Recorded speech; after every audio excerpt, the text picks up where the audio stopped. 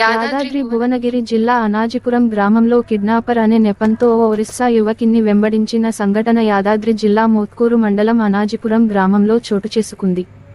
గ్రామస్తులు తెలిపిన వివరాల ప్రకారం గ్రామ శివారులోని జంగాల కాలనీలో తెలుగు భాష రాని ఓ యువకుడు సంచరిస్తున్న సమయంలో కుక్కలు అరవడంతో అప్రమత్తం అయిన కాలనీవాసులు చిన్నపిల్లలను ఎత్తుకుపోయేవాడు వచ్చాడని, అతన్ని వెంబడించడంతో వారిపై ఎదురు దాడికి ప్రయత్నించి తప్పించుకొని పక్కనే ఉన్న తోట బంగళాలోకి వెళ్లాడు.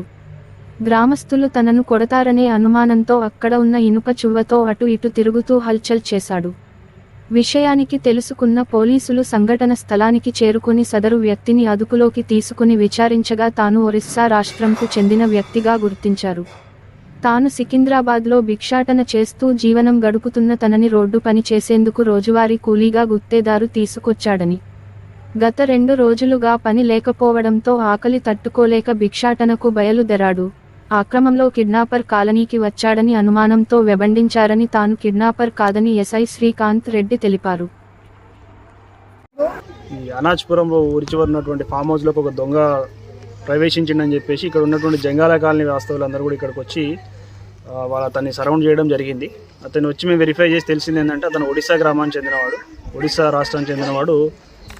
సికింద్రాబాద్ రైల్వే స్టేషన్ దగ్గర భిక్షం ఎత్తుకొని బతికే అతన్ని ఇక్కడ ఉన్నటువంటి లోకల్లో ఉన్నటువంటి వీడీబీ ప్రాజెక్టు వద్ద కూలీ పని ఇస్తామని చెప్పేసి అక్కడ ఉన్నటువంటి లేబర్ కాంట్రాక్టర్ జయకృష్ణ అనే వ్యక్తి అతను తీసుకురావడం జరిగింది ఒక 5 రోజుల కింద. అతని ఏరియా కొత్తగా ఉండడం వల్ల అక్కడ ఇమ్మడలేక పొద్దున్నే బయటికి రావడం, బయటికి వచ్చి ఇక్కడ తిరుగుతున్న క్రమంలో కుక్క ఎమ్మటి పడితే కుక్కను కొట్టే ప్రయత్నం చేస్తాడు. అదే క్రమంలో అక్కడ ఉన్న జంగాల కాలనీ అందరూ కూడా వాళ్ళు ఎమ్మటి పడడం జరిగింది.